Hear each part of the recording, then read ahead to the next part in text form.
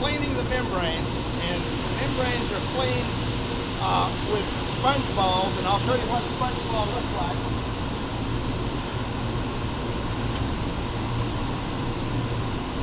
This is a sponge ball that goes through the membranes, and what happens is it will scrub the inside of that membrane to clean out any oil deposits or anything like that.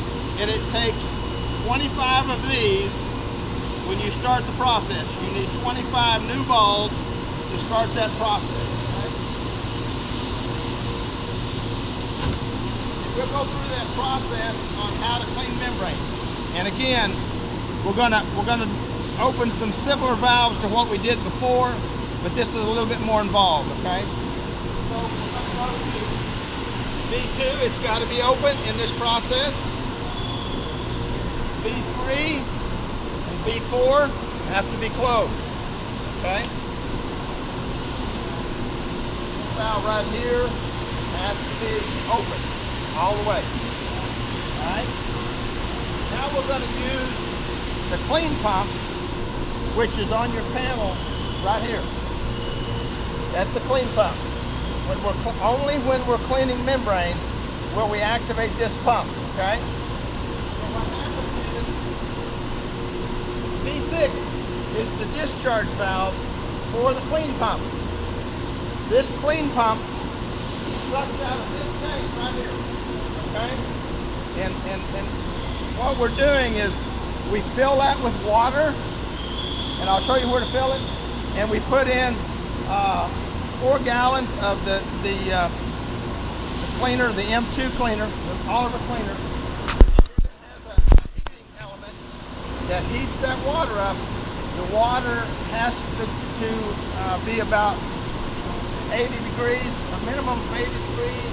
It wouldn't go over 110 degrees because you don't want to affect the PVC piping, okay?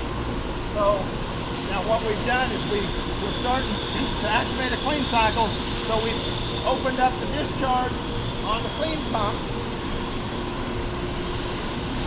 This valve's all the way open. These two are closed. This one's all the way open, okay? Now the throttle valve on the cleaning process is T5. T5 is actually not a throttle valve, but that's what I have to work with. I have to crack that open to regulate again at 40 pounds, okay? So V18 has to be at 40 pounds, this pump running, okay, before you ever start the surf pump.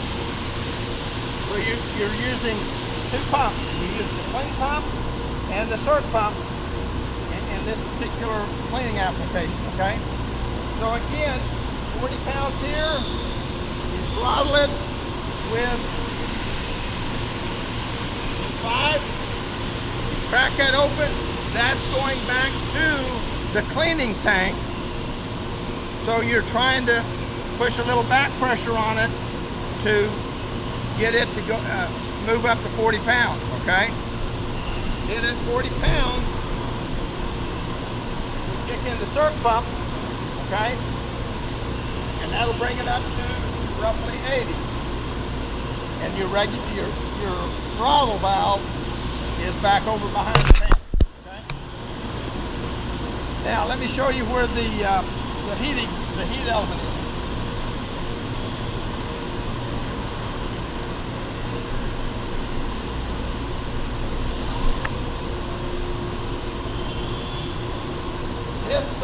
This heat element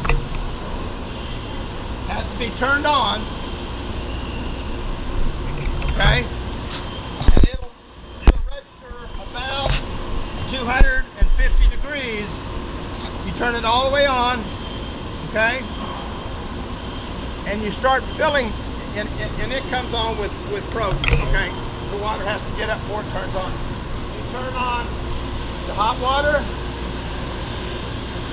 cold water, okay? And that runs into that tank. That will fill that tank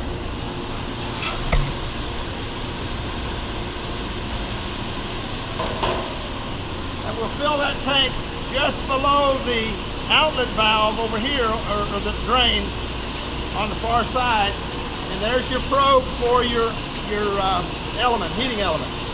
When that starts touching that probe, then it says I've got water, I can heat it up. Okay, so it'll start heating that up. This is all manual, so there's nothing. There used to be a control here that would shut the water off when it got. We don't have it. It's been gone for years. Okay, so filling that up. That's full. Shut those two off. All right, and what we do is once this is full, then we put 4 gallons of cleaner in it. Okay, and it'll just start churning. Okay, then you close this lid. Because there's a lot of pressure, we put this cover on to keep it from coming out, splashing out all over the floor. Okay.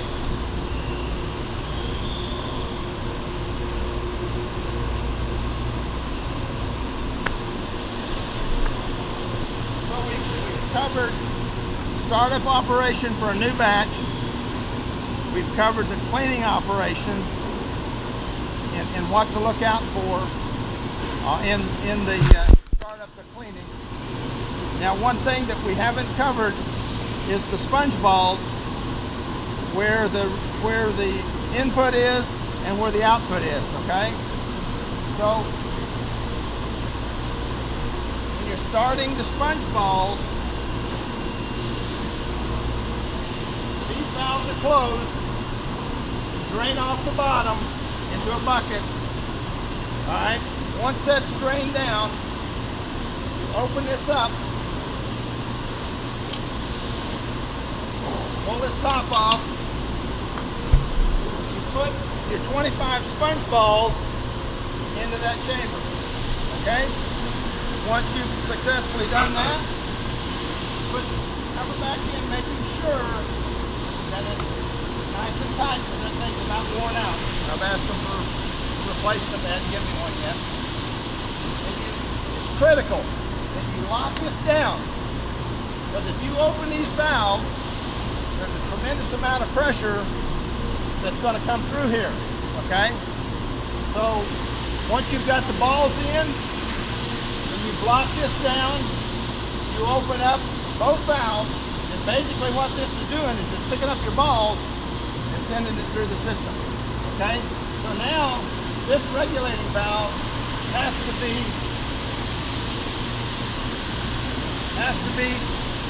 you know, 75% closed, because you're pushing water and you're pushing your balls into the system.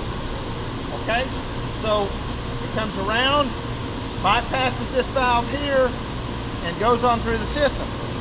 When you've completed this, then you have to go back over to the other side.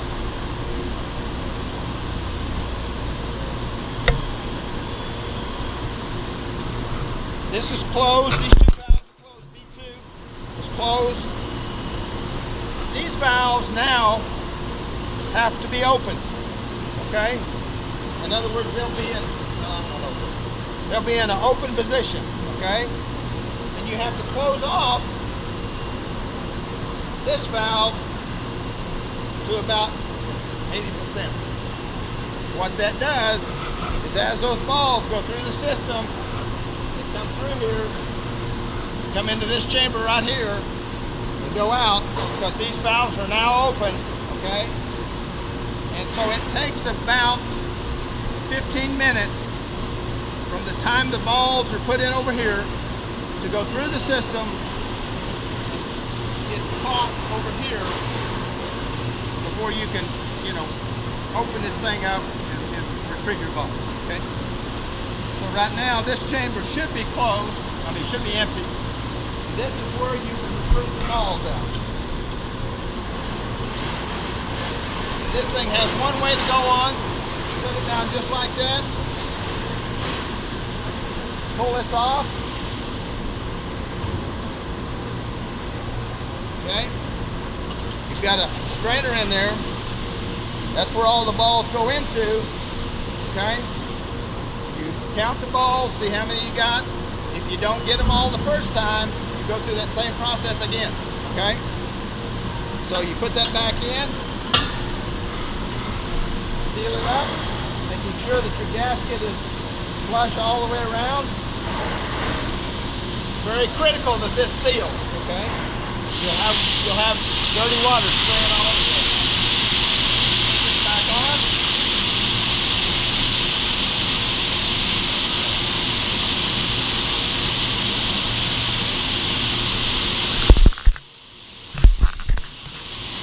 Right. Now one other thing in this area right here. When you retrieve the balls and you run it 15 minutes, now you close these valves, okay? Because you trap them in here, all right? You have to open the bottom valve and put the sump sucker over here, put the hose over here to suck off this bottom valve so that it'll drain the water down and get those balls out of there, okay? It's very critical that the valve, in the retrieval process, those two valves have to be completely closed. You don't want anything coming through there. And you want to always open that bottom valve before you ever take that top off to make sure there's no pressure on that treatment. So that's just a quick oversight of this operation. And there's instructions, actually a quick instruction here, okay, for running this.